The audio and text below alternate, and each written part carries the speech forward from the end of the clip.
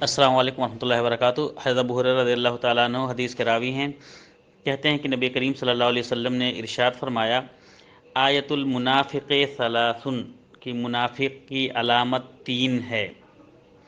اذا حدث کذب، نمبر 1، جب وہ گفتگو کرے، بات کرے تو جھوٹ بولے۔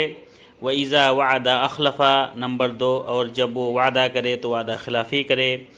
وَإِذَا اؤْتُمِنَ خَانَ، اور نمبر 3، جب اس کے پاس امانت رکھی جائے تو وہ امانت میں خیانت کرے۔